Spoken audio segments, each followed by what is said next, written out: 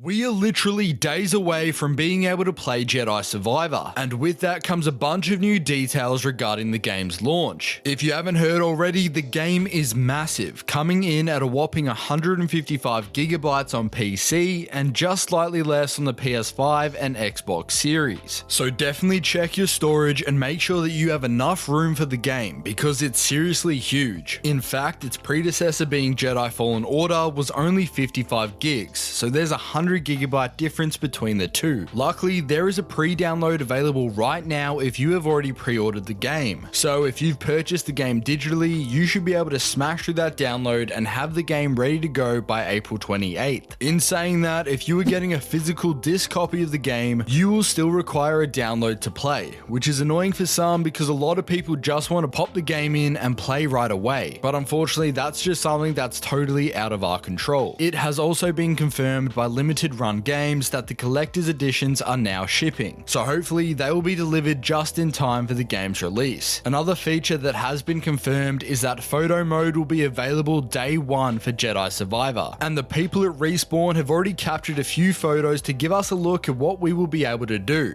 We have Cal facing off against a Rancor, which is epic, as well as a cinematic shot of Cal walking through some trees. It also appears that we will be able to pull off some panoramic shots, as we can see these two super wide angled pictures, with one showing us the desert planet and the other showing us Cal on the back of the pterodactyl mount. A pretty cool feature, and I know there's definitely some people who love photo modes in games, and I'm certain over the coming weeks we're going to see some awesome pics from the community. Going back to the game's release, EA Star Wars have tweeted out the official times that Jedi Survivor will be releasing. A lot of games have a midnight release, where the game comes out at 12 AM local time, meaning that for me being in Australia, I tend to get the game like 9 or 10 hours earlier than people say in the States. However, Jedi Survivor is going to be a global launch, meaning everyone is going to get access to the game at the exact same moment around the world. So make sure you have a look at this image here, which shows the different times that the game will be releasing. And another thing I want to make super clear is that the hype and excitement for the game is greater than ever. And with that comes a lot of people who are going to spoil the game and spoil the story. So please don't spoil what happens in the game. Do the right thing and let people have the opportunity to enjoy and experience the game for the first time. And also make sure you're being careful when you're scrolling through TikTok and other social media, because as sad as it is, there will be people who are going to leak the ending and spoil everything. But despite that, it's crazy to think that in 2 days we will be playing Jedi Survivor. I honestly can't wait to pump out tons of video for it when it releases, and make sure that you're subscribed so you don't miss out on a single video. But before you go, you might want to check out my Jedi Fallen Order recap, just to make sure you're all caught up to Cal's story before we tackle Jedi Survivor. And as always guys, take care.